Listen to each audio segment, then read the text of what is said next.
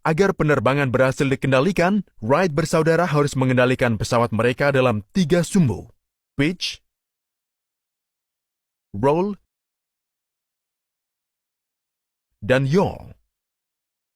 Mereka kembali mengandalkan prinsip airfoil untuk menyelesaikan tugas ini. Untuk melakukan pitch pada pesawat, Wright Flyer memiliki pengaturan elevator di bagian depan. Anda bisa melihat bahwa dengan menggerakkan tuas ini, mekanisme tali mengubah sudut elevator. Jika elevator diputar, akan ada gaya angkat ke atas sesuai prinsip airfoil. Torsi yang dihasilkan oleh gaya angkat ini bisa mendorong seluruh pesawat ke atas, seperti yang ditunjukkan.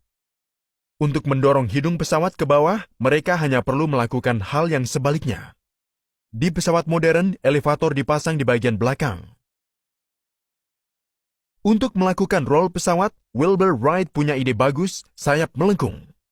Jelas bahwa dengan melengkungkan sayap, satu ujung sudut serangan akan positif dan ujung lainnya akan negatif. Ini jelas akan membuat diferensial gaya angkat dan pesawat akan melakukan roll. Untuk memahami bagaimana Wright bersaudara bisa membuat sayapnya melengkung, mari kita lihat animasi ini. Pilot mengendalikan cradle menggunakan pinggulnya, yang juga akan mengontrol 2 kabel terpisah yang terpasang. Gerakan kabel membuat sayap melengkung melalui mekanisme pintar. Ini adalah mekanisme yang brilian. Kita akan membutuhkan video khusus untuk memahami detailnya. Dalam pesawat modern, aileron digunakan untuk menghasilkan diferensial gaya angkat. Namun, ketika Wright bersaudara pertama kali mencoba melakukan roll pesawat menggunakan sayap melengkung, hasilnya adalah bencana. Mereka memperhatikan bahwa seiring dengan putaran yang terjadi, pesawat mengambil belokan yang tidak diinginkan seperti yang ditunjukkan animasi.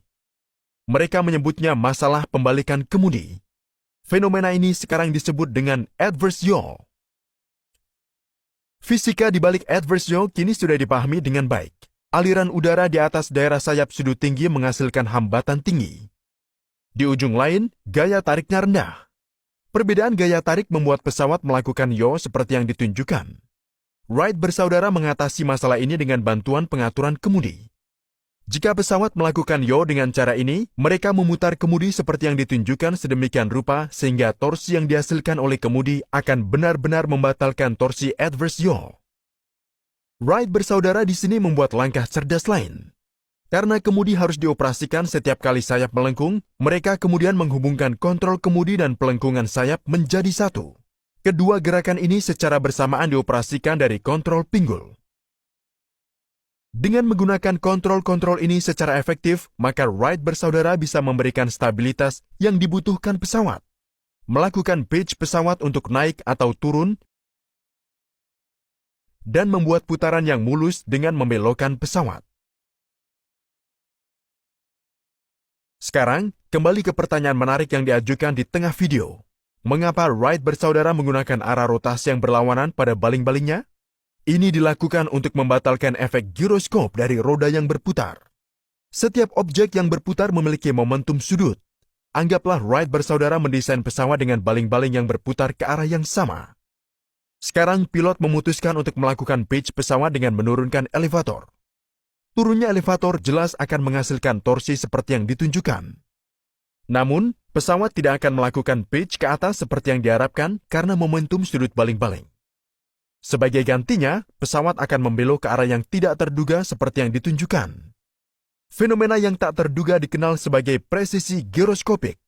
Presisi giroskopik sangat sesuai dengan hukum gerak kedua Newton. Terlihat bahwa arah perubahan dalam momentum sudut sama dengan torsi yang diterapkan. Satu-satunya cara untuk mengatasi perilaku tak terduga tersebut adalah dengan menghilangkan penyebabnya, momentum sudut baling-baling yang berputar. Itulah tepatnya yang dilakukan Wright bersaudara dengan 2 baling-baling yang berputar ke arah yang berlawanan. Sungguh mengherankan saat mengetahui bahwa Wright bersaudara memikirkan tentang hal-hal teknis yang sedemikian rinci, meskipun pendidikan formal mereka terbatas. Apakah Anda memperhatikan bahwa posisi pilot tidak di tengah pesawat? Tolong dukung kami dengan mengklik tombol bantuan jika Anda kagum dengan prestasi teknik luar biasa yang dicapai oleh Wright bersaudara. Juga beritahu kami di kotak komentar mengapa menurut Anda Wright bersaudara memutuskan untuk menempatkan pilot sedikit bergeser dari tengah. Terima kasih.